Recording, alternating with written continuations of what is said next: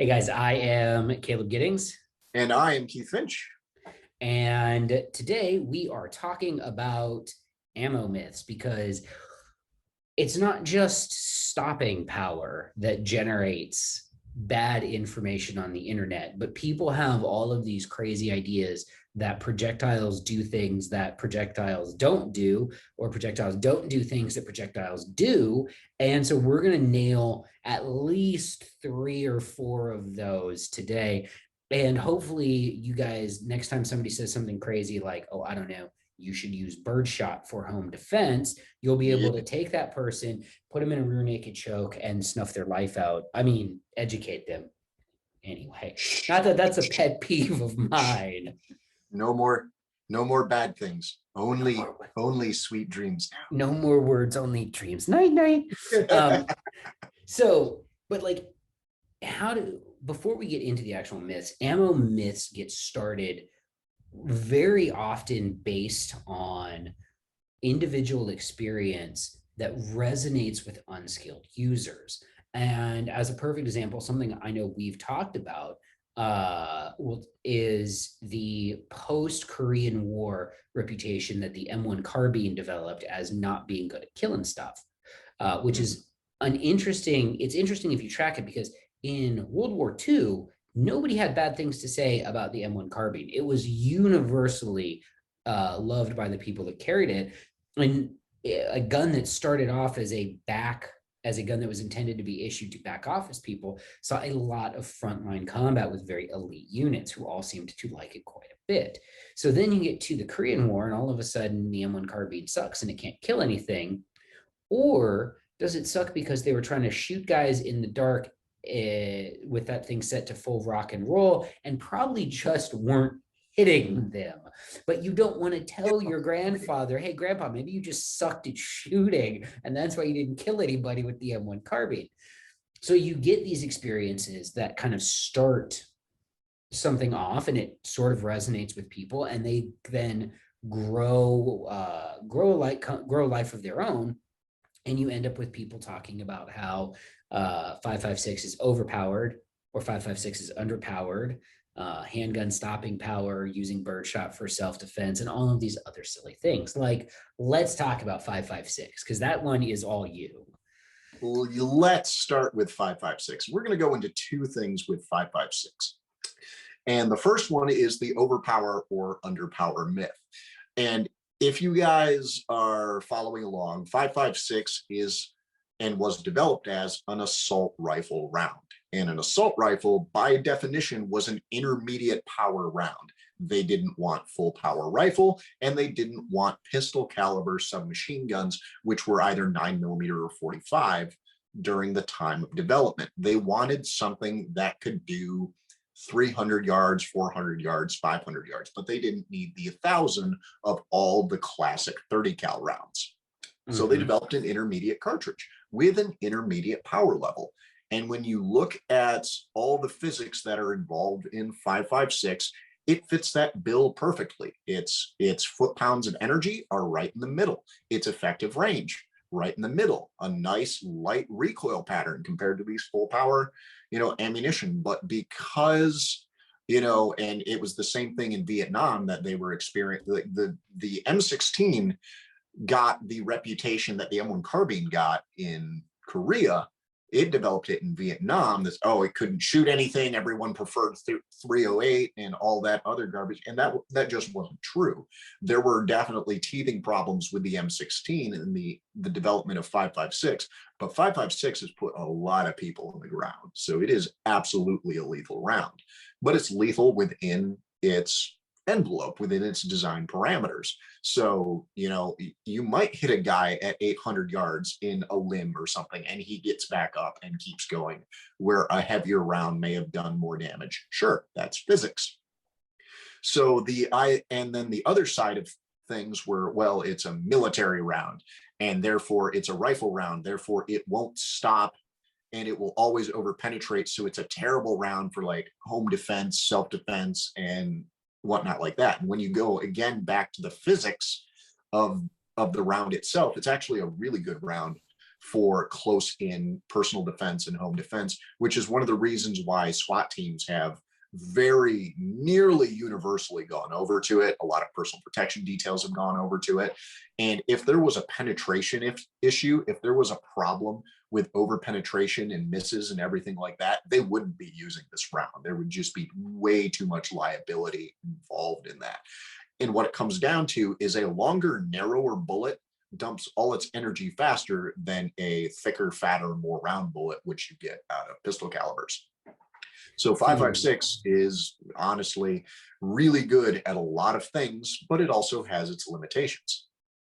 So to explain that in a way that the average person can understand, and this kind of gets into the stopping power conversation, when you shoot somebody with a pistol, it is very much like you're pushing a piece of rebar through them. You know, take whatever caliber your pistol bullet is after it expands, or if it doesn't expand, and then get a piece of rebar that same diameter and push that through a person. Not actually, but like that's the wounding mechanism that you get with a pistol, where the piece of rebar only destroys the tissue that it touches. The bullet does.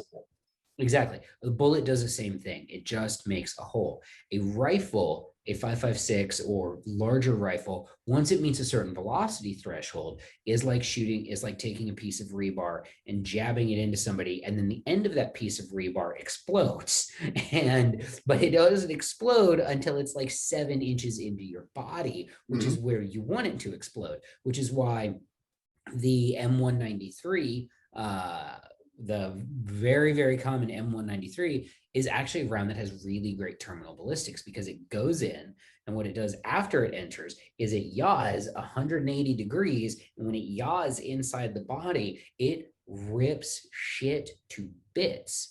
And rifle bullets are traveling with such high velocities once you're over this 2,000 feet per second threshold, you then have entered a velocity threshold where things like hydrostatic shock are actually wounding mechanisms, where the velocity of the round itself imparts such energy to the surrounding structures, it can actually damage those structures. It actually does permanent damage, which pistol calibers can't do. They just don't have the ass behind them to do that. It's that physics change, which is why when you're measuring like foot pounds is a very common way to measure muzzle energy and to determine like what a specific round can do. When you look at handgun rounds, they're all roughly, when you look at the defensive ones, they're all in the 400 foot-pound range. They're all around that number. They're a little above, they're a little below. But when you go into like 5.56 and 5.45, which are the light, fast ones, and the lowest on the recoil scale when it comes to rifle rounds, once you cross that threshold, you're already up to the 1,1300 foot-pound range. So you've doubled to tripled the energy that you were delivering from any given handgun caliber. You're in an entirely different sphere. On top of that, because of the bullet design, that long, narrow design that rifle bullets have, you get that yaw effect, you get that energy dump immediately. You don't get the round pistol effect that you get out of the jacketed hollow point, which is why jacketed hollow point was designed, is they were trying to mitigate that just ball round effect, which pokes the one hole. They were trying to make the hole bigger because that was your wounding mechanism. Yeah. And I mean, a bigger and and I will say this, all factors being equal, when you're talking about handgun ammunition, a bigger hole is better. Yes. With the pause that it's not significantly better to throw away things like shot placement, for example, which is why if somebody can shoot a 9mm handgun well, but kind of can't shoot a 45, then definitely stick with the 9mm, you get more bullets, and it basically do the same thing. Which brings me to we'll get to pistol ammo here in a minute, because I want to talk about that idea of energy being transferred to the target, because that's what kills people, is energy being transferred to the target that destroys important bits inside you. It destroys vital structures.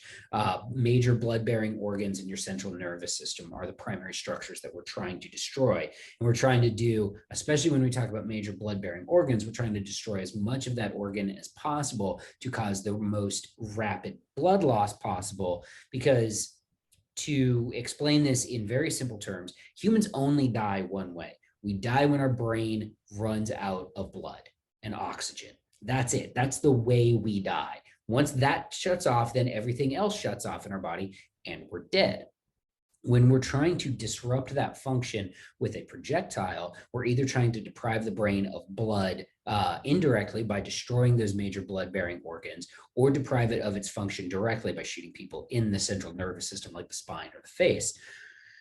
When you shoot them with rifles, the rifle, again, it has this massive amount of energy which it can transfer to those structures and damage or destroy them. Pistols don't have that. They have to physically touch them. What about shotguns? Well, I'm so glad I asked. I love this myth because I run into it probably more than the other two now, probably more than stopping power handgun, and probably more than, rifle is bad for home defense. So this is the one I keep running into. The whole thing that we're about to talk about is birdshot for home defense. And it, just like you said, it's shocking to me how often I still hear this. As a matter of fact, I was listening to a podcast the other day, and I don't listen to gun podcasts. I very occasionally will tune in to, I have friends who have their own podcasts. I don't listen to them that often. I'll occasionally tune in if the guest is somebody that I know as well, and I want to hear it or something like that. And a big part of that is because I do this for a living. I want my entertainment to be something external to what I do for a living. So, I listen to podcasts about mixed martial arts. It's within in the ballpark. I listen to movie critiques. I love movie critics. So that's what I do. So I'm listening to this podcast, and the hosts are, one of them's a former mixed martial artist turned stand-up comedian, and the other one's a professional stand-up comedian and former actor. If you can't figure it out from that, it should be pretty easy. And one of them, and these guys, they like guns, right? They think guns are cool. They've been to range in Southern California that's known for training John Wick and having hot women around, and they've shot guns there.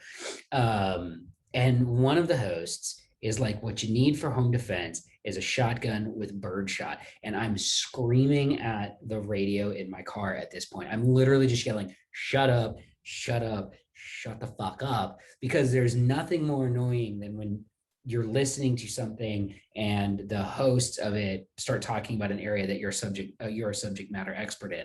Like if somebody out there who's listening to this is a dentist, he does not want to hear me and you talk about how to do a root canal. Like he does not. Nope, not in the slightest. But and every time, because I've had that same thing. Shut up, shut your mouth right now. So many fucking people are listening to you right now are gonna go, well, he said this is a good idea. Well, yeah, Joe Biden said fire 2 blasts through your freaking ceiling. By the way, you guys should definitely go look up the auto-tune video where Joe Biden sings that. It's hilarious. Beautiful. Fire 2 blasts. But anyway, so here's the problem. Like, I understand where this idea of using a birdshot in a shotgun has come from. And it's sort of a two-layered thing, in that one, shotguns used to be and still are in certain areas incredibly prevalent. Like there are many, many homes where someone has a shotgun either for bird hunting or for sport shooting, where these people don't even necessarily think of themselves as gun owners in the sense that you and I do, but they're like, well, yeah, it's my, my $1,300 my $13,000 Perazzi that I use to shoot little clay discs out of the sky once a month. Like that guy doesn't think of himself as a gun owner. And similarly, maybe the guy who hunts, ducks or something once or twice a year doesn't. But there have been many times where these guns have been successfully pressed into a home defense role, and it's usually with the available ammo that they have, which in these situations invariably is birdshot. And so that's the first half of this myth. The second half of this myth is Hollywood and them coming together where, your great uncle once shot a burglar with a shotgun with number 4 birdshot and the guy ran away. Is that a successful defensive gun use? Yes. Was the guy incapacitated? No, he just got shot with a bunch of birdshot and decided he didn't want to be there anymore, so he left. It's one of those negative reinforcements with a positive outcome. Like whenever this comes up and whenever people like you or I are like, you shouldn't use birdshot for self-defense, someone will invariably say, well, you wouldn't let me shoot you. You know, if birdshot sucks so much, would you let me shoot you with, you know, number 7 birdshot? No. Oh, I mean, but actually, maybe depending on the circumstances, would I let you shoot me with number 7 birdshot from across the hallway? Frick no. That would hurt and I might die. Would I let you shoot at me with number 7 birdshot from 50 yards away following a parabola? Yeah. Anybody who's hunted like open field birds in the plains has felt the pitter patter of birdshot on their hat at some point. I've been on a range. I was shooting a competition IDPA several years ago on a range, and the landing area for some of the skeet ranges was into these bays. So we were shooting. We were also getting rained on by birdshot. Yeah, and that's the other thing is, you know, sometimes yeah, you want to shoot at me from 50 yards away with your birdshot? Okay, I'm more willing to entertain this idea at this point. But what happens with birdshot is, again, it's readily available. There are lots of shotguns out there, and lots of people have been shot with birdshot where it has successfully stopped an attack. But to your point, what we're relying on in that moment is not physical incapacitation, it's a psychological stop. And it's people are betting that whomever they shoot with this birdshot is going to go, oh shit, I've been shot, and decide they don't want to be there anymore and that they should run away and not do whatever naughty thing they're doing. Which for those unaware, there are 2 ways to stop someone. We covered the 2 physical ways to stop someone, but there are 2 actual ways. There's a physical stop, which is involuntary. They don't have a choice. Their body doesn't work anymore. And then there's the voluntary stop, where they say, nope, I'm done. A lot of self-defense involves voluntary stop. A lot of self-defense involves voluntary stop. I would actually go out on what I feel is a fairly sturdy limb here and say that most civilian self-defense cases, not just shootings, but just civilian instances of self-defense, result in a voluntary or a psychological stop. And very few, and the vast minority result in an actual physiological stop where someone's body is shut down due to trauma received. That's mathematically undoubtedly a fact, because look at the number of justified police shootings and justified self-defense shootings in any given year, and it's a couple of thousand that resulted in a fatality. But you look at the actual surveyed changes of, assault, aggravated assault, and all the other violent crimes that will result in a self-defense use or an aid defense use or anything like that. And they're in the hundreds of thousands to millions of instances a year. If you take even the lowest of low-end estimates of the number of just defensive gun uses, it's like 250,000 a year. And that's the lowest low end. That's like the CDC's estimate of it. And then if you take the number of people that actually get killed in justifiable self-defense homicides every year, which I should add, a homicide isn't necessarily a physiological stop. A homicide just means that they died at some point eventually due to the shooting that they received. So that's a whole different topic that you can get really deep in the weeds on. But to bring things back, we choose defensive cartridges because of the probability and reliability that they can induce a physiological stop, that they can actually stop the body. With handguns, we know we're making an inherent compromise by having a platform that is easy to carry on the body, easy to conceal, easy to be man-portable, and we are compromising the effectiveness of it for its size and its portability. We all have agreed with that. And even then, we're still trying to optimize our chances. With shotguns, you already have a platform that's, big, heavy, difficult to shoot. If you're intentionally selecting birdshot, you are compromising your shotgun's effectiveness for reasons that I don't understand. So let's break this down. Reasons why people want to say they want birdshot. They say they want birdshot. Reason number 1, they say they want birdshot because it gives them a greater probability of a hit on the target, which heard that one. I will accept this as a true statement, but it's a true statement based on stupid logic, because if you're spraying, 100 little tiny pellets at someone and you hit them with 20 of those pellets, it's not gonna have the desired effect. The instances where birdshot has been used really, really successfully and killed people are at really, really close range where the pattern hasn't had enough time to spread apart and lose its effectiveness, which comes from all of that mass. Contrary to popular belief, people, shotguns still need to be aimed, even with birdshot, especially at close ranges. At household ranges, the kind of distances that you're going to shoot somebody with a shotgun with, you still need to aim the gun, which is why I pick buckshot, because I know that across my living room, the Federal Flight Control double-aught buck 8 pellet load that I use throws a pattern this big, the size of my fist. And I know that because I've patterned it at exactly that distance. So number one, they say it increases my chances of getting a hit on the bad guy, to which I say, do better, get better at shooting, suck less. Because and honestly, your patterns aren't changing that much. I bet if you No. pattern that birdshot load against the buckshot load, you're not going to see that much greater a pattern, which means if you were going to miss with one, you'd miss with the other. Yeah, I would actually, I'm really interested now. I would love to see like, because I've got some actually, fun fact, I actually did this. I have some heavy like 3-inch Magnum waterfowl loads for that I patterned out of my 1300 and out of my Beretta, or 1301, sorry, Beretta, out of my 1301. Out of my 1301 at about 10 yards, the buckshot pattern was about, I would say it was probably about 4 to 6 inches. The duck ammo pattern was about 4 to 6 inches. It was all on a paper plate at that distance, and it wasn't really like on the fringes of the plate. The Flight Control has a better wad, but this round is designed to stay together to travel out to distance to kill ducks. So if you were going to miss with birdshot, if you're going to miss with buckshot, you're probably going to miss with birdshot. And if you don't miss, you're getting peripheral hits anyways that aren't really fight stopping hits. And we're back to psychological incapacitation. Mm-hmm. Number two reason that I hear the most often is it won't go through interior walls, to which I also say, fuck you, get better at shooting. If your number one end of story in that moment, if your number one concern in that moment, that, hi, I have just made the decision that I have to smoke somebody, I have to shoot them.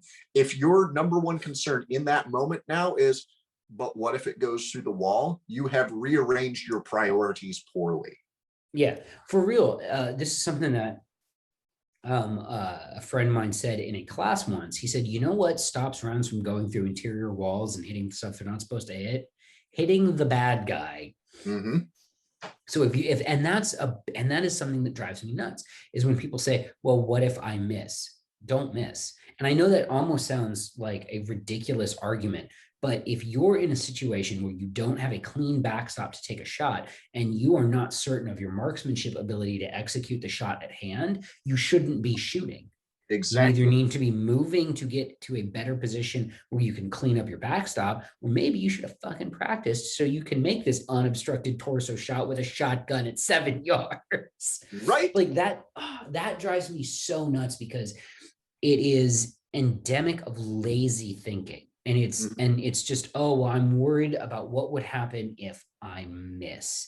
And I'm worried about a hypothetical fail that I am the one setting myself up for.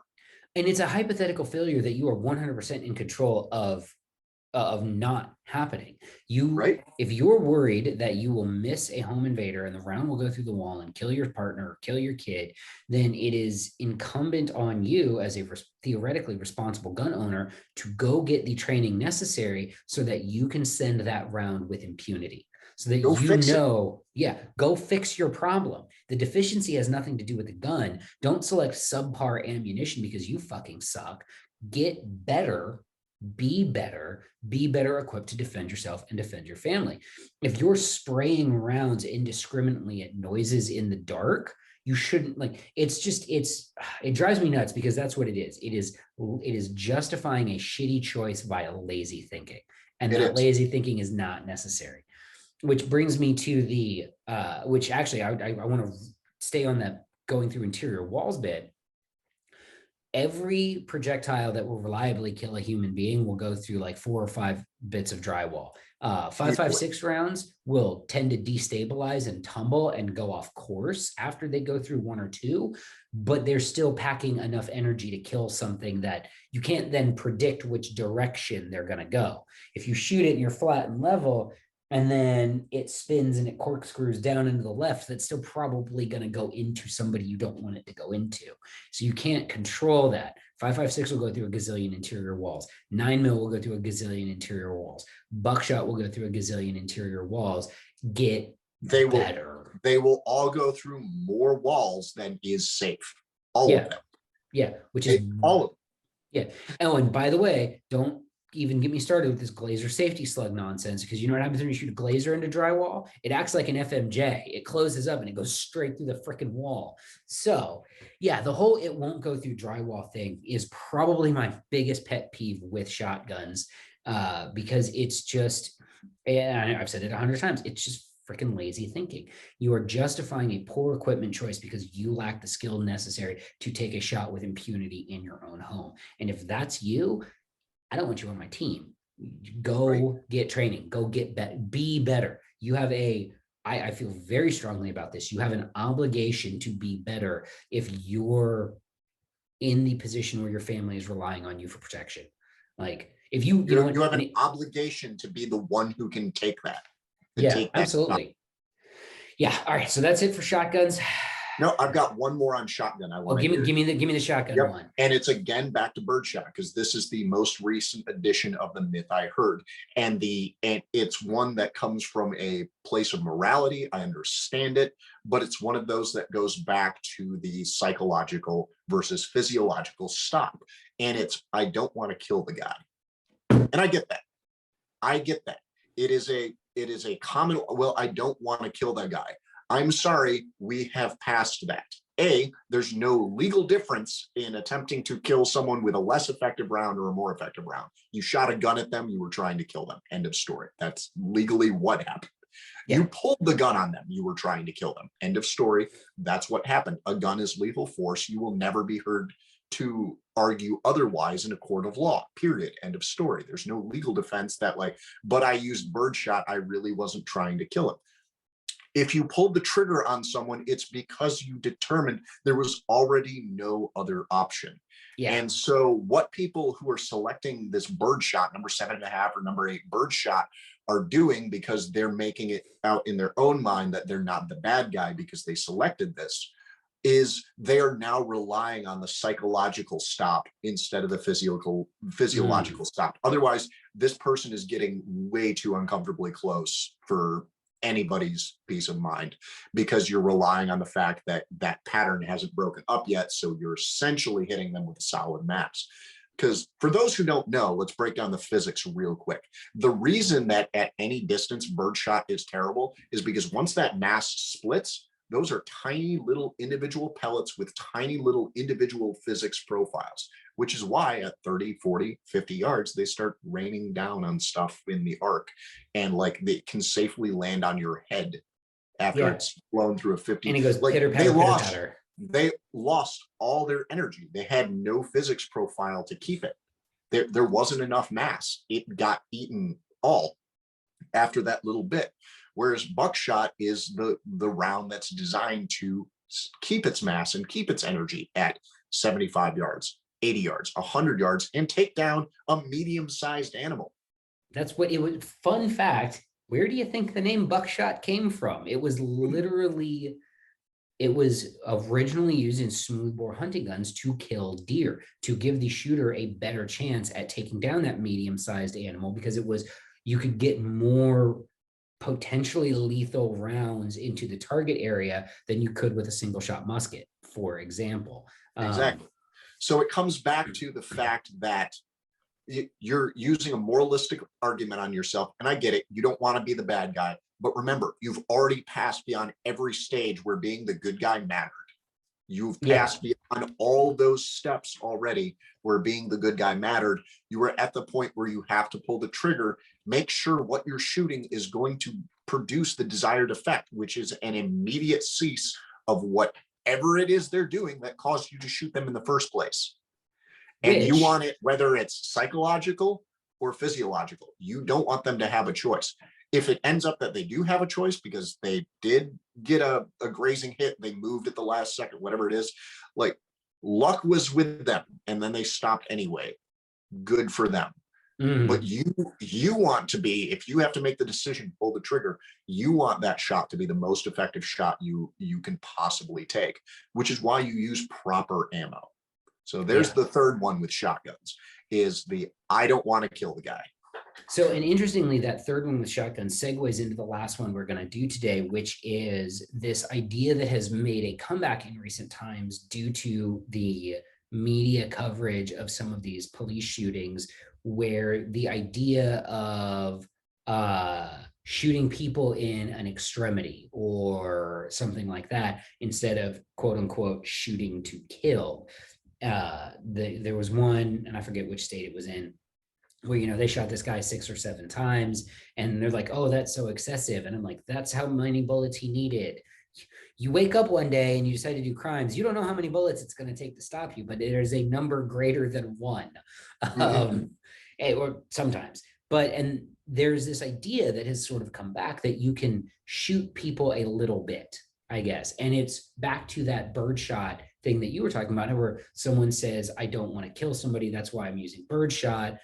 I had a friend many, many years ago once say to me that he carried FMJ in his gun because he wasn't really comfortable with killing somebody, and that's what hollow points were for. And I'm like, bitch, what did you think that they used in World War II and all those submachine guns? That was FMJ. There's entire graveyards full of people that have been killed by 9mm FMJ, like whole graveyards. There are a lot of dead people thanks to 9mm FMJ. A lot of them. I mean, because if you think about hollow points are actually a fairly new technology when it comes to pistol bullets, you know, all the way back through pistols up until very, very recently. So guns are a mature technology. Ammo is a mature technology. Very, very recently have we had reliable jacketed hollow point ammunition that works. Up until then, it was all FMJ, it was hard cast semi-wad cutters, it was just lead bullets. It was the reason it was called ball ammo, guys, was because it was a ball. Yeah. Like, it was a ball that flew through the air. And ball ammo continued to just be that, with full metal jacket and all that. It was a ball that flew through the air that had a wounding effect. The maturity of the hollow point is actually in part to close that gap with handgun ammo and make it more effective than it would be otherwise. Yeah, absolutely. So back to this idea of shooting someone a little bit, you can't. All right. And Keith said this already, pulling a gun out is deadly force. Like, if I take my gun out and I point it at you and I say, I'm going to kill you, I don't even need to say that last part. If I take a gun out and point it at someone, the person that I'm pointing it at is, not a lawyer. The person I'm pointing at is broadly legally justified to shoot me, because the act of drawing a gun and aiming it at someone is initiating deadly force. If I do that to you and I'm not justified to shoot you, you are justified to shoot me in that situation. And so if you take a gun out and then you're actually shooting it at a person, you can't just shoot somebody a little bit. Shooting at them is deadly force. Shooting them is deadly force, regardless of where you hit them. And this idea that I can shoot somebody in the leg or shoot somebody in the arm and get them to drop a gun without getting to just how physically freaking hard the shot is. Yeah, we're not even going to get into that, because that's actually, like, it's way harder to shoot somebody in the arm than it is to shoot them in the chest. And interestingly, if somebody is in the business is in the act of doing naughty shit and you shoot them in the arm, they are less likely to stop doing their naughty shit than they are if you shoot them in the chest. So the whole reason why we quote unquote shoot to kill is that an uncomfortable side effect of how human bodies work is the quickest way to get somebody to stop doing naughty shit when your tool is a firearm is to shoot them in the important stuff. And a unfortunate side effect of shooting people in that important stuff is sometimes they fucking die. Sometimes you die. Yeah. You shouldn't have been doing the naughty shit, because sometimes you die. Sometimes that's what happens. And then the other part of that that also drives me nuts is this idea that like shooting people in the arm or the leg is somehow relatively harmless. If you get shot, like the classic Hollywood shoulder shot, right? Which is, Mhm. if you're looking, if you press that notch, if you're listening to the audio, if you press that notch in your shoulder, kind of in between your pec and where your shoulder starts to get bony, people get shot in that part in movies all the time, and they're always fine, regardless of the fact I broke my humerus bone last year, which is in that general area. It was a devastating injury. It took me months to recover fully, and I still don't have 100% use of that arm, and I probably never will.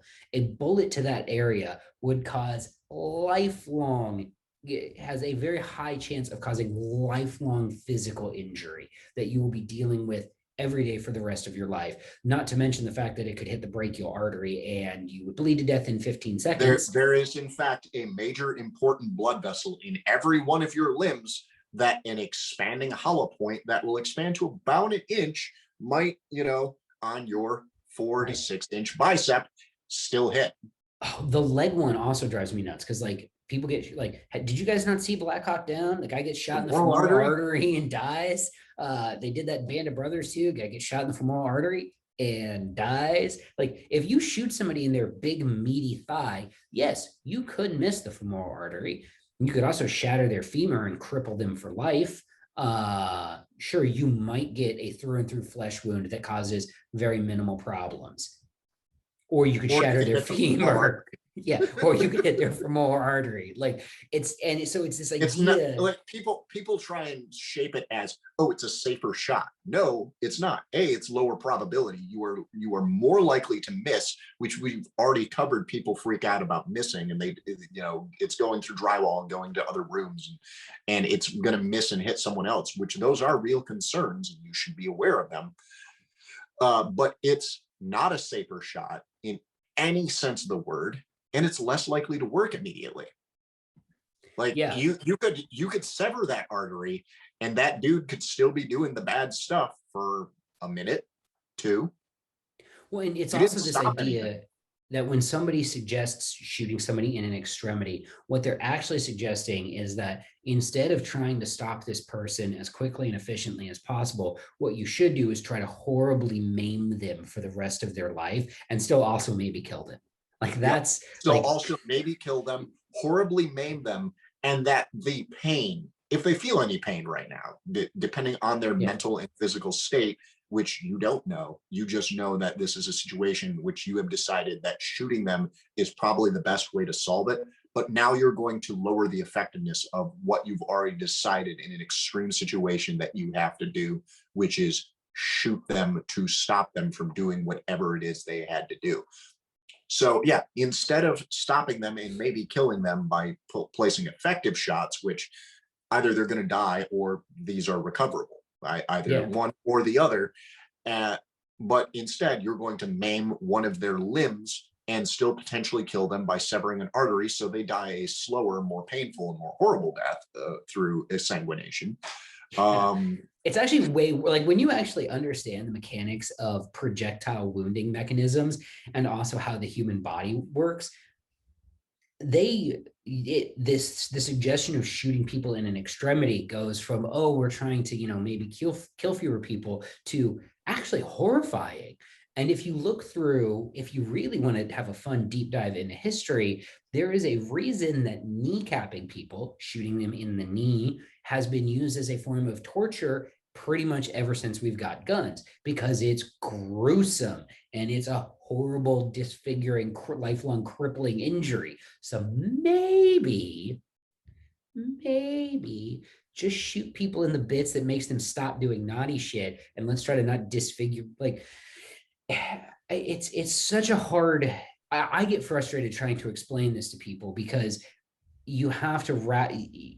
It's difficult because you're trying to get someone to wrap their idea around the idea wrap their head around the idea that killing someone in this instance is not only the most effective way to stop them, but it's also the most humane thing to do, and far better than, again, horribly disfiguring them for the rest of their life, crippling them, and again, also possibly killing them. Like, it's the choice of it's like trying to kill something cleanly and efficiently versus hacking it up with a machete. Mm-hmm. It's either a clean or an efficient kill, or it's a potentially horrible, life-altering, just devastatingly bad kill. There's no good way to shoot somebody. Yeah, There isn't. If you you are can't shoot at that people a little point, bit. it's a tragic necessity. Like, Yeah. you need to do it. No one was like, "Oh yay, today." Well, I mean, there are some people who There's have always chosen, some people. there are some people who have chosen the right avocation for them, and they're off doing that, hopefully in the service of the greater good. But to kind of put a bow on, yeah, whatever. To kind of put a bow on this, the reason we talk about stuff like this and the reason we kind of tend to get a little bit off on rabbit trails is you guys can see a lot of these myths are sort of interconnected, and they're interconnected around what are ideas that seem good on their surface because people generally don't want to go around hurting other people just for fun, again, except for the crazies.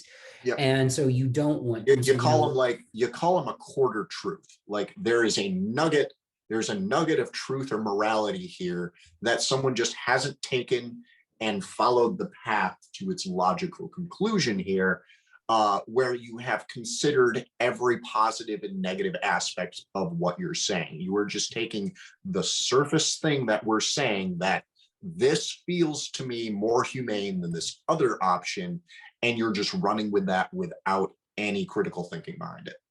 Yeah, pretty much. Well, I think we've done the Lord's work here today.